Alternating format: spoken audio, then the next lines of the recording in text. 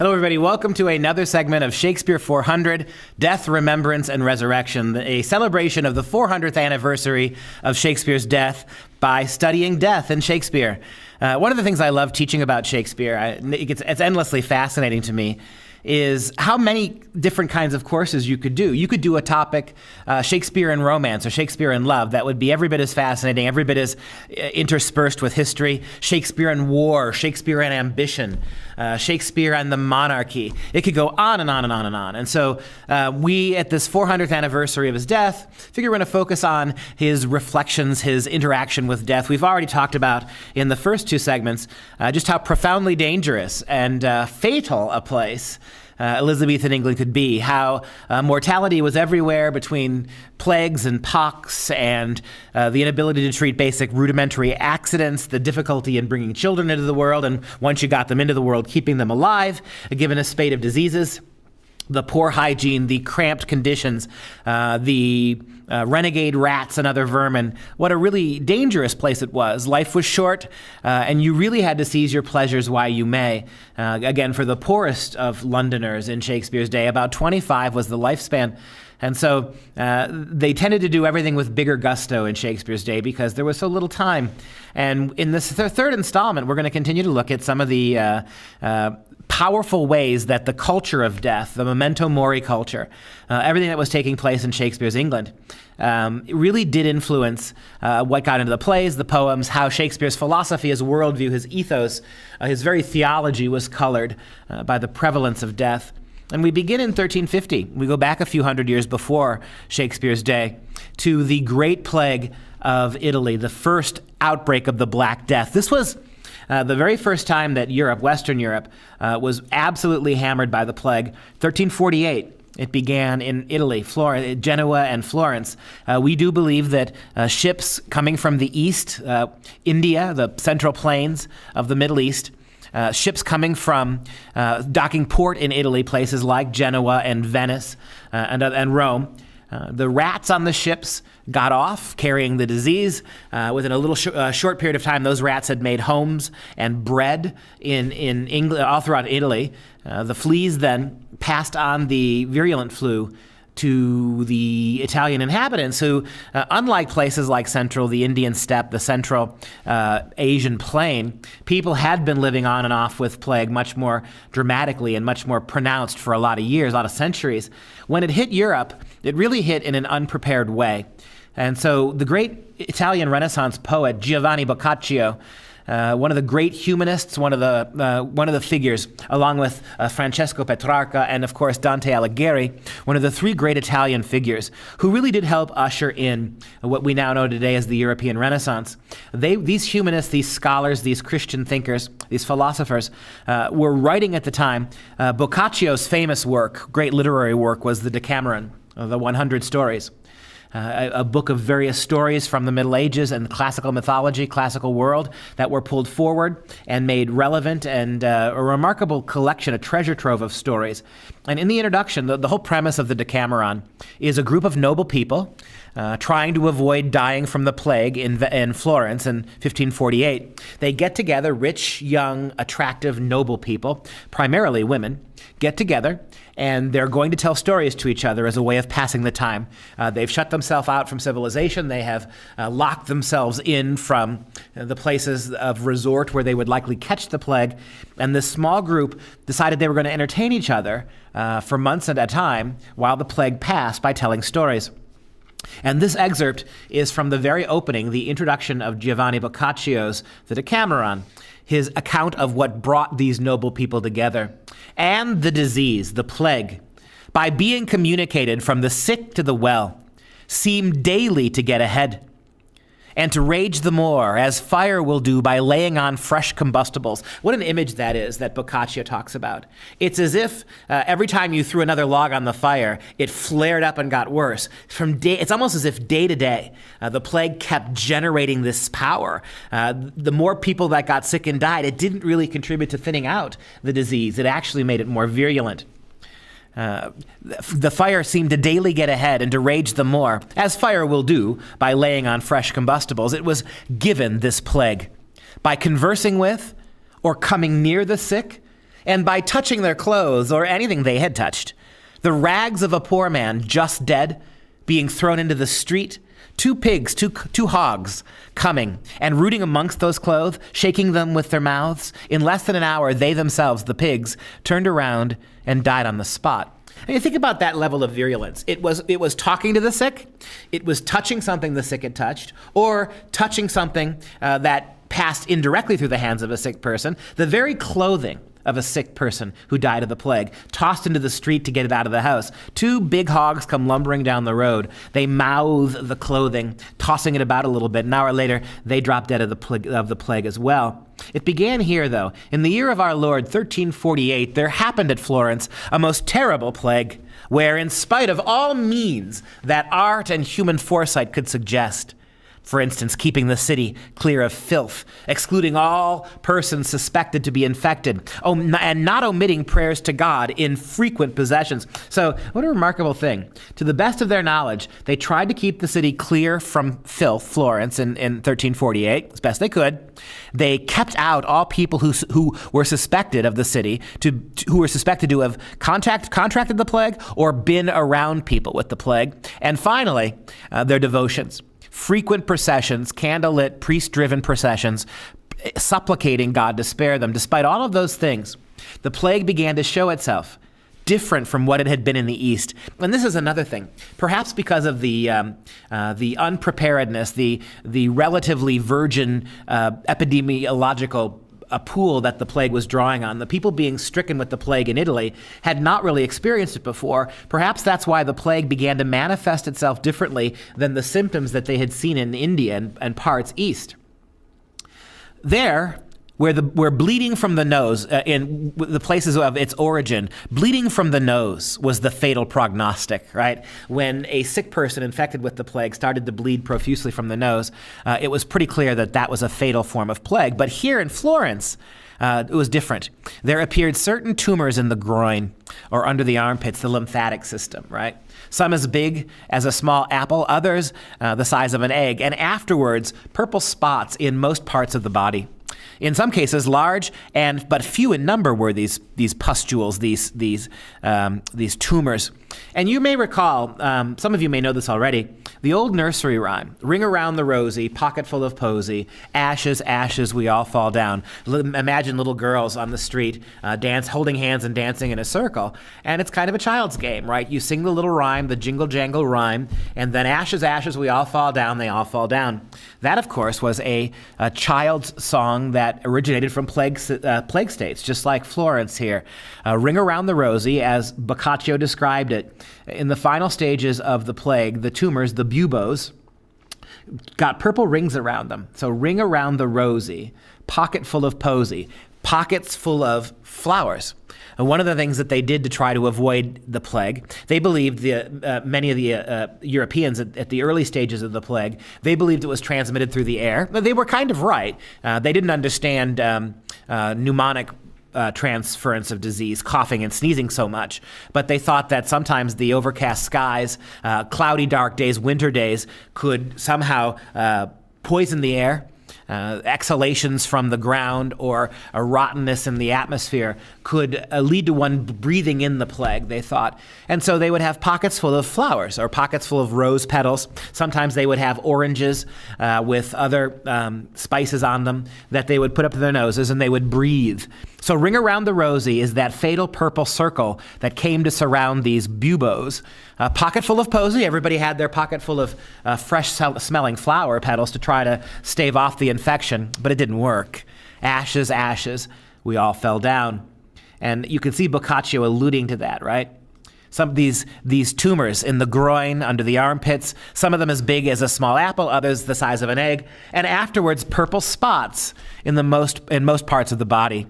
In some cases large and but few in number, in others less and more numerous. Both sorts, usually messengers of death. One of the things that I really like about what Boccaccio is doing, that these survivors, determined to keep to themselves and stay alive, they surround themselves with storytelling, great art, And the stories, if you ever get a chance to read the Decameron, the stories are about youth and love and beauty and piety and faith and despair. So they run the gamut of human emotions. In other words, these people are not hiding from the plague. They recognize its virulence. They recognize the mortality. They recognize the fleeting nature of life. But they are going to spend their time celebrating, not necessarily fearing. And what Boccaccio captures here in the midst of this horrific plague is the human spirit carrying on, the endurance of the human will. You wonder, in a culture like ours that has been spared so greatly these kinds of mass plagues, how would we react to them? Would we have the same ability to function, to soldier on and function?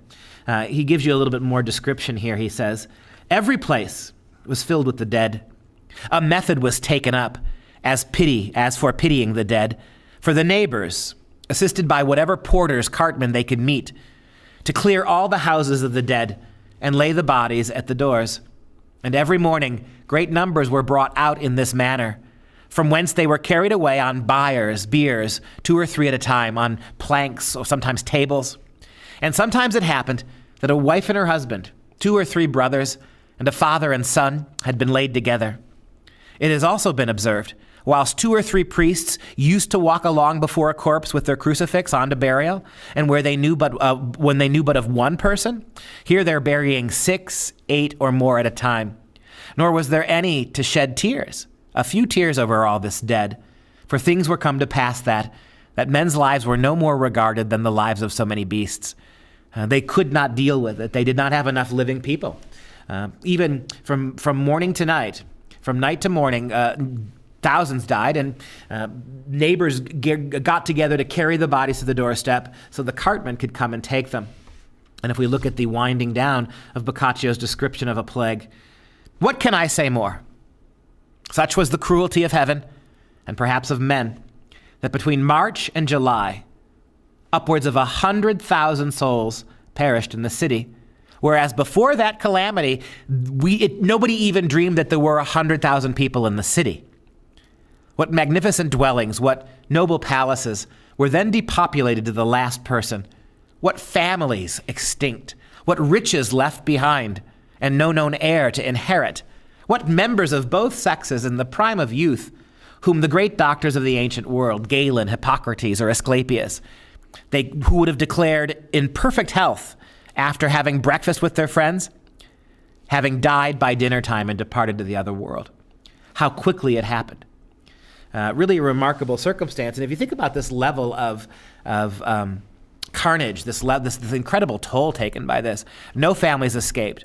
And in most instances, the majority of families perished. Extended families as well, whole family dynasties, noble people, counts, right? People who had been promoted through the ranks of Italian society. Whole families died out through the plague. And this was 1348. Remarkably, the most virulent of the attacks of the plague, the justifiably termed the Black Death. But in Shakespeare's own day, we have all sorts of accounts of how the plague ravaged London. Anywhere you had that kind of crowding, that kind of poor sanitation. We already mentioned that in Shakespeare's day, as in the Florentine Italians of the 14th century, the most common covering for the floor, the dirt floor that the poor lived with, was straw.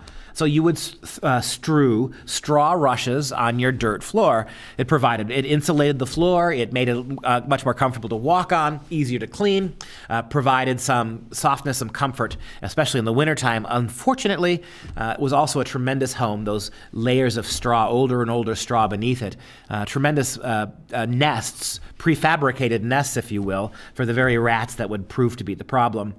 But in Shakespeare's day, you have a fellow by the name of Thomas Nash, a great prose fiction writer, also a storyteller. It is amazing how out of human tragedy, Shakespeare's great tragedies, tragedy begets tragedy. And art, the ability, the facility with which the human mind has the ability to transform tragedy into art. This is one of those things that radically separates us from all the other creatures on the planet. It's a remarkable gift from God. It's perhaps one of the things that it most convinces us rationally of the necessity for God's existence, is that our ability to in the midst of tremendous tragedy, to find a way to transmute that tragedy into storytelling, into art. In 1594, after the Great Plague of 1592, when Shakespeare was just beginning his career in London, Nash writes about his trip to the Italian city-states. And Nash talks about in his prose fiction what it was like when the plague hit. He writes, "So it fell out, that it being a vehement hot summer, and summer, of course, in the wintertime, the people weren't congregating outside as much. There wasn't as much traffic. In the wintertime, the cold weather had a tendency to knock down the plague, to make the rats more dormant, to minimize the fleas. And so consequently, the summers was when it hit the hardest. We saw that in Italy, in Boccaccio's account, it was between May and July, right? A couple of months that you had 100,000 dead. Nash writes, "So it fell out that, it being a vehement hot summer, when I was there in Italy, there entered such a hot-spurred plague as hath not been heard of. Why, it was but a word and a blow, Lord have mercy upon us, and he was dead. Within 3/4 of a year, in that one city, Rome, there died of it 100,000 souls. To smell of a nosegay that was poisoned, and to turn your nose to a house that had the plague, it was all one. Physicians' greediness for gold made them greedy of their own fate. They would come to visit those whose sickness their art had no ability to help. And even as a man with a fee should be hired to hang himself, so would they quietly go home and die, presently after they had been with their patients." So what a great, remember the memento mori we looked at in the last segment. Princes, kings, popes, nuns, priests, rich men, trying to run away from death, trying to live their lives. The judge, right, oblivious to the death, the skeleton that's raking around in his pockets. This is the exact point that Nash is making here. That these physicians, who knew they couldn't help the sick, who knew they couldn't succor them in any way, they couldn't cure the diseases, yet they also realized, some of these physicians, that these sick people would pay everything they have simply for the promise of a cure. I mean, imagine being a mother and having a sick baby, and the doctor comes, and the doctor can't help you, but you'll offer him anything for whatever he can do. And these physicians, they're, as Nash so aptly put it, it was as if they had sealed their own fates. Physicians' greediness for gold made them greedy of their destiny. They rushed to death headlong. They would come to visit with those whose infirmity, the sickness, their art had no ability to heal, and yet it was even as if a man had been paid to hang himself. So would they quietly go home and die, presently after they had been with their patients. All day and all night long, cartmen, men who pulled carts, did nothing but go up and down the streets with their carts and cry, 'Have you any dead bodies to bury?' And had many times out of one house the whole of their cartload, as many as the cart could carry. One grave was the sepulchre of 140. One bed was the altar whereon whole families were offered up to the disease. Some died sitting at their meat, others as they were asking counsel of the physician for their sick friends. I saw, at the house where I was hosted, a maid bring her master warm broth to comfort him, and she sank down, dead herself, ere he had half eaten up." We jump ahead. So we go back to the 1348 to get a sense of the plague when it first ravaged Europe with Boccaccio. We look at Shakespeare's day with Thomas Nash, and we'd mentioned that by 1665, London had gotten so big and so crowded that tragedy was inevitable. You had this great fire of London that burnt up a good part of the city, the old city. And the nice thing about that, in retrospect, that conflagration, was how it destroyed so many rats, so many houses with these old layers and layers of straw flooring, and really did a number of spacing out the city for a while. The last great plague outbreak in London was about 1665. And writing in 1722, a generation later, Daniel Defoe, in his Journal of the Plague Year, wrote about what happened when he was a young man and had seen this. And this is what I mean by the power of the memento mori.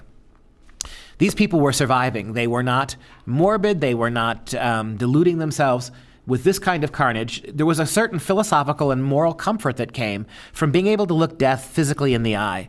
All the skeletons and the skulls, all of the memento mori. It was customary in Shakespeare's day, for instance, for young lovers, for a young man who was in love with a young woman, to give her a ring with a skull on it, or a brooch that was a skull or a skeleton.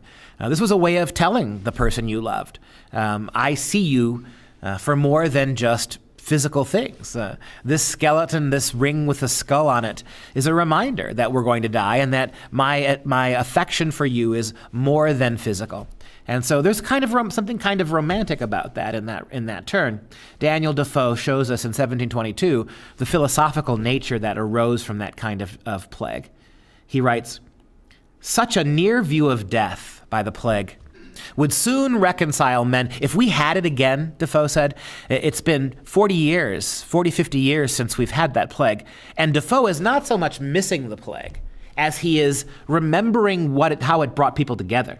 Remembering how the plague took people's minds off juvenile and farcical things and turned it to the serious things of life. Such a near view of death by plague would soon reconcile men of our age to good principles to one another. And it is chiefly owing to our easy situation in life and our putting things like that far from us that our breaches are fomented. Ill blood now between us is continued. Prejudices, breach of charity, and lack of Christian union, so much carried on amongst us that maybe the visitations of the plague, maybe that was a kind of punishment for our own inhumanity to each other, for our own lack of practicing our Christian values. And here he was just 50 years. Many people alive in 1722 remembered the terrors of the plague. And yet, did it bring them together in a certain way? Did it turn people's mind towards each other? Did it make people take their Christianity more seriously? You remember at 9/11, for instance, that man-made tragedy. You recall that for the first few months after 9/11, the churches were full again. It was a remarkable thing that after 9/11, people started going back to church. People who hadn't been in 20, 30 years started populating the churches. And a couple months later, when the danger seemed to pass and nothing else came, we started to lapse again. And all this Christian union, so much carried on among us and forgotten. Another plague year would reconcile these differences. A close conversing with death, or the diseases that threaten death, would scum off the gall from our tempers, remove the animosities among us, and bring us to see with different eyes than those we looked with before. And that's a pretty remarkably profound piece of philosophy. There's theology there as well. That maybe the purpose of suffering is to recall what we need to do, bring us back to virtue, to make us generally much more attentive to our own mortality and the needs of others. And so we jump into Shakespeare's plays again. It's always the fun part. And Romeo and Juliet, a play about love, a play about romance. Well, at least through the first 3 acts it is. It's a unique tragedy, Romeo and Juliet. It's the one that the kids always read. Honestly, I'm not sure it's the right play for a 9th grader to read. When kids are first starting out, and it's because it's about 2 kids, Romeo and Juliet, 2 young kids in love. So we've decided that it's an appropriate play to give to kids just beginning their study of Shakespeare, to youngsters just beginning late middle school, early high school, as a way of trying to attune them to love. But it's really kind of a perverse choice because it ends with suicide, death, all sorts of really grisly imagery. It's a serious adult play. It doesn't get treated like one, but it is. And of course, the other thing you think about Romeo and Juliet, the names Romeo and Juliet have come down through history as the pinnacles of romance, right? They're like Antony and Cleopatra. When we think of the great lovers of history, and yet they're great lovers who died tragically, who disobeyed their parents, who turned their back on their families, who went to such ridiculous extremes in their love because they were being miscounseled for a variety of reasons. And so you had Antony and Cleopatra, a play Shakespeare wrote about the consuming passions of adult love out of control. Romeo and Juliet really is a play about the dangers of unchecked young love. And people always forget that at the beginning of Romeo and Juliet, Shakespeare really condemns them both houses. This is nothing there's nothing emulative about the love of Romeo and Juliet. It's a tragedy, and it's spawned largely because of the intolerance of their families towards each other. And yet, this is the one we choose to put forth before kids. And everybody knows the famous balcony scene, right? Romeo, Romeo, wherefore art thou Romeo, right? And they speak to each other, quite romantic, quite beautiful. And yet, the last 2 acts of the play are dark, tragic death. And there's a great scene where Juliet, in order to be with Romeo, she's going to drink a poison. She's going to drink a sleeping potion that will make her seem as if she's dead. It's the only way they can get her out of the house. And within 48 hours of drinking this potion that will in all respects mimic death, so much so that the physicians won't be able to tell the difference. She will be buried in her parents' crypt, not below ground, but in the tombs, the crypts that they have above ground to lay their corpses in. And so within 48 hours, Juliet would awake from her simulated death and be perfectly well. At that point, Romeo would meet her in the tombs, and they'd be able to run away together and be together. And this is a really haunting scene where Juliet is on the verge of taking the poison that will put her to sleep, will simulate death. She'll be completely unconscious, unmoving, unfeeling until she wakes up, by all accounts, within 48 hours in a mausoleum, surrounded by the dead bodies of her kin. In fact, at the beginning of Romeo and Juliet, Thibault, her cousin, dies. He's in a sword fight with rival gangs. He dies, a young man, and his corpse, fresh, is only a couple of weeks old. So she's going to be in that same crypt, but not just with the musty bones of her long dead ancestors, but with, in some instances, freshly rotting corpses. And so Juliet imagines before she swallows the poison what it's going to be like to wake up there. And she says, How if, when I am laid into the tomb, I wake before the time that Romeo come to redeem me. It's a line, isn't it? Because they're going to put her in that tomb, a walk-in crypt, right? And there'll be all sorts of stone carvings in the walls that house either the rotten bones of dead family members, or in the case of Thibault, a corpse. And then they're going to roll the stone over the crypt. And so she won't be able to get out. How if, when I am laid into the tomb, I wake before the time that Romeo come to redeem me? There's a fearful point. Shall I not then be stifled in the vault, to whose foul mouth no healthsome air breathes in? I mean, the stench of death. Will that not overcome me, she says. When I wake in that vault, dark, the stone across the front, surrounded by moldering bones and rotting corpses, will I not be stifled in the vault, to whose foul mouth no healthsome air breathes in, and there die strangled ere my Romeo comes?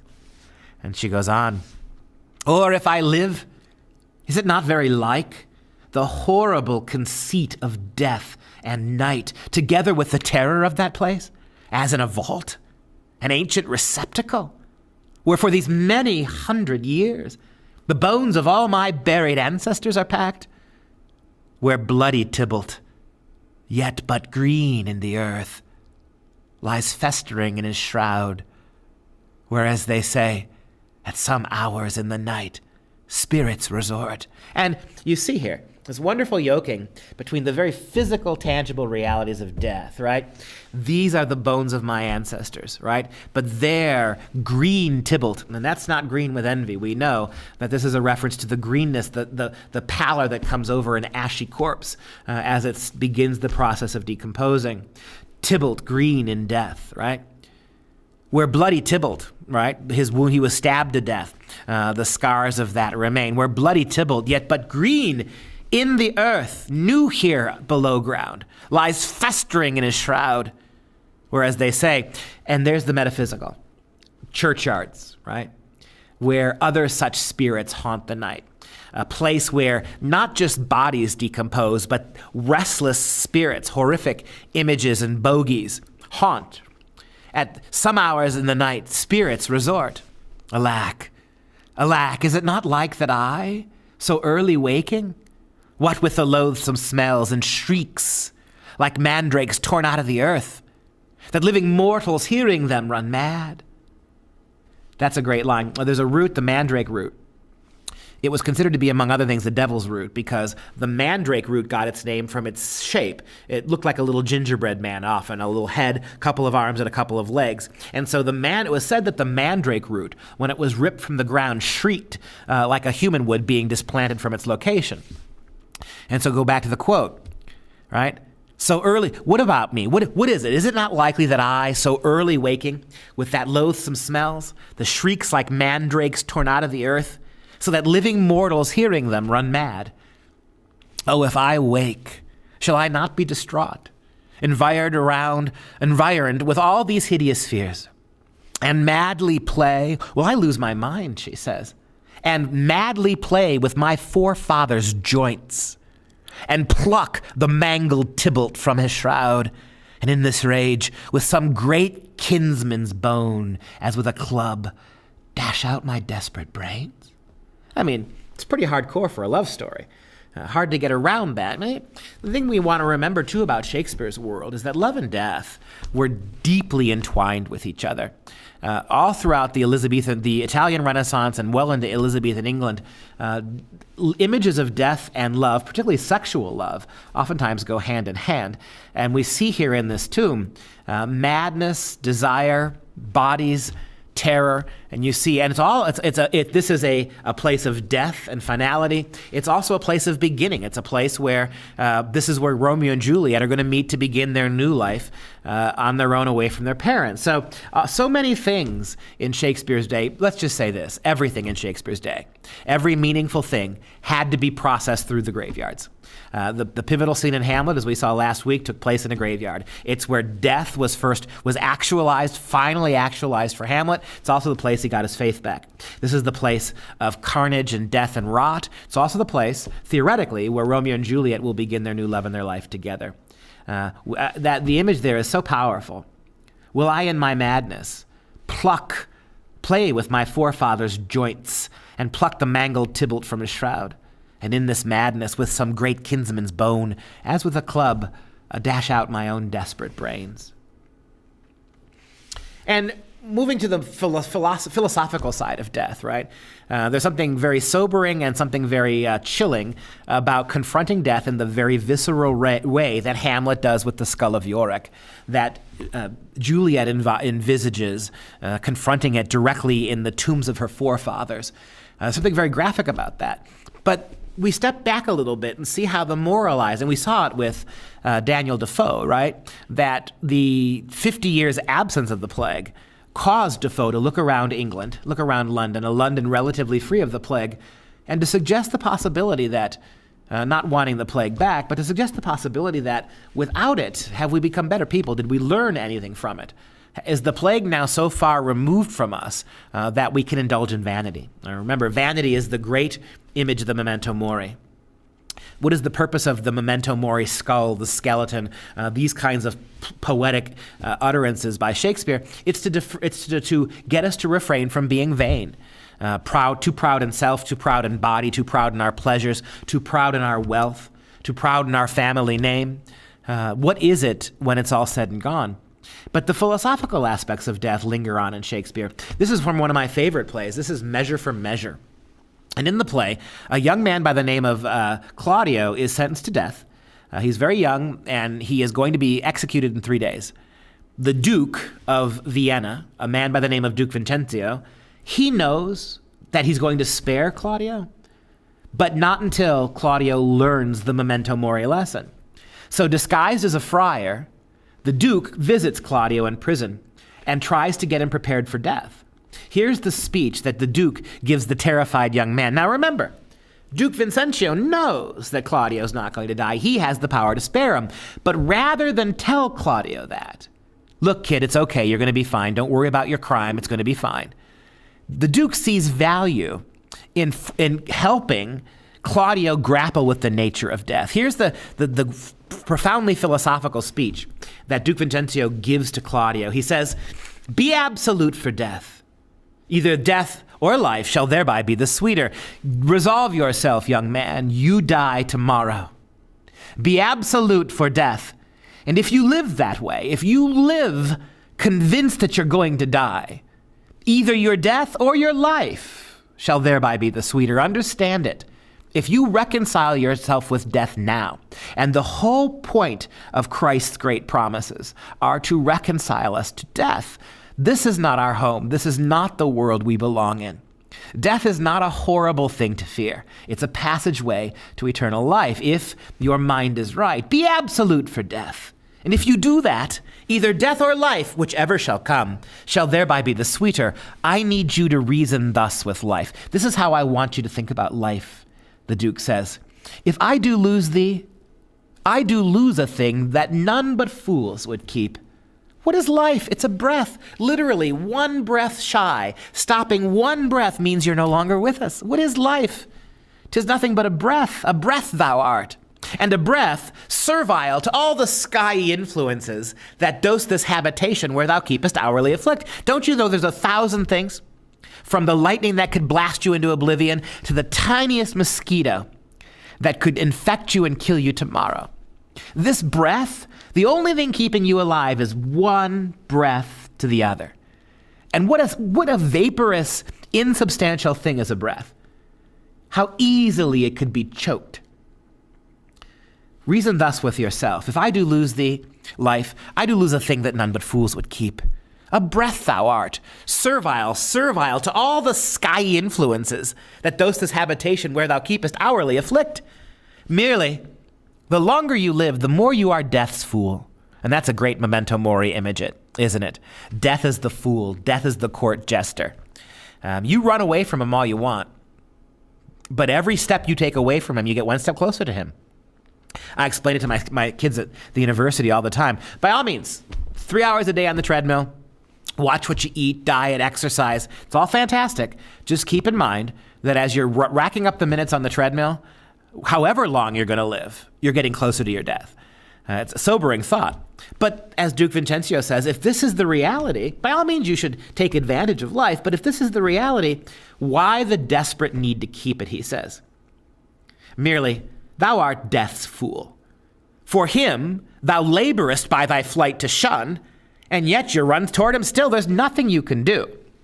Every minute that ticks by, even if you're using that minute in the most healthy pursuits possible, it's still one more minute closer to the end, right? Thou art death's fool. For him thou laborest by thy flight to shun, and yet you run toward him still. You are not noble, he says. You think you're a brave man? For all the accommodations that thou bearest are nursed by baseness. I mean, think about it. Nobility, what does that mean? You have titles, you have wealth, you have responsibilities, you have a fabulous position of power, but all of those accommodations are nursed by nothing but baseness.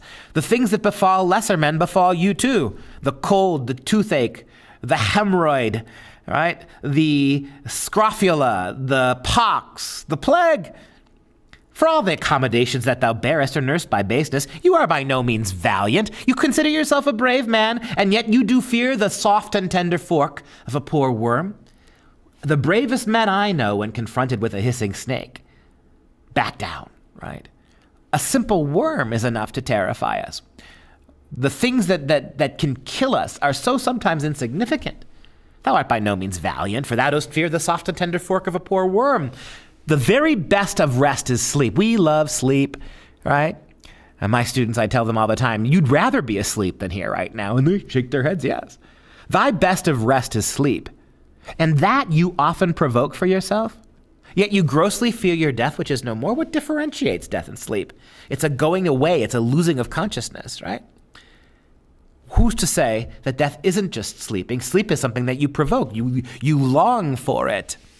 He says, you are not yourself, for you exist on many 1,000 grains that issue out of dust. What is the body made out of? Dust, the book of Genesis tells us. Think about those floaties that you see in a light, a beam of sunlight. It's all you are. You are not yourself, and you're not the same person. From one moment to the next, your moods change, your attitudes change, your outlook changes. You're happy, you're depressed, you're hungry, you're sleepy, right? From one moment to the next, you're a different person. There is no you. For thou exists on many 1,000 grains of sand that issue out of dust. Happy thou art not, for what thou hast not, still thou strivest to get, and what thou hast forgettest, right? How's that for the old grass is greener, articulated brilliantly? You are not happy. For what you do not have, that's what you worry about. And what you have, you completely forget. If thou art rich, thou art really poor. For like an ass whose back with ingots bows, thou bearest thy heavy riches but a journey, and death unloads thee. There's our personification of death again, right? If you are rich, you're really kind of poor. Because what do? You spend your whole life like a big donkey, hauling all that wealth and all that property on your back. The rich man is constantly worrying about his interest rates and his mortgages and his tenants and his tenures and his accounts and his tax liabilities. If you are rich, you are poor. And of course, isn't this the exact lesson of Christ, right? Why does Christ say it's difficult for a rich man to enter the kingdom of heaven? We know. The Bible makes it clear money's not the problem. Money is a neutral thing. It's the inordinate love of money that gets you, right? And the more you have, the more money and power and land you have, the more of your time, effort, and energy is expended on preserving, taking care of, making grow that wealth. That's why it's difficult for a rich man to enter the kingdom of heaven, not because money corrupted him, but he's corrupted himself. He's turned away from all those other things he should be doing. If you are rich, you are poor. You're like an ass whose back with golden ingots bows. You bear your heavy riches just for a journey, and death ends up unloading you. What do you carry that around for? You have neither youth, no, you're never either a young man or an old man, because the old man wants the young man's youth. The young man wants the old man's money and security. Thou hast neither youth nor age, but as it were an after-dinner sleep, dreaming on both. For all thy blessed youth becomes aged, and doth beg the alms of palsy eld, right? So when you're young, you have no money to live the life you think you want to live. So you're beholden to your rich father, to your rich family, right? You're beholden to those who have money but are older. For all thy blessed youth becomes as aged, and doth beg the alms of the palsied eld. And when you are old and rich, thou hast neither heat, affection, limb, nor beauty to make your riches pleasant. What's yet in this that bears the name of life? Yet in this life lie hid more 1,000 deaths.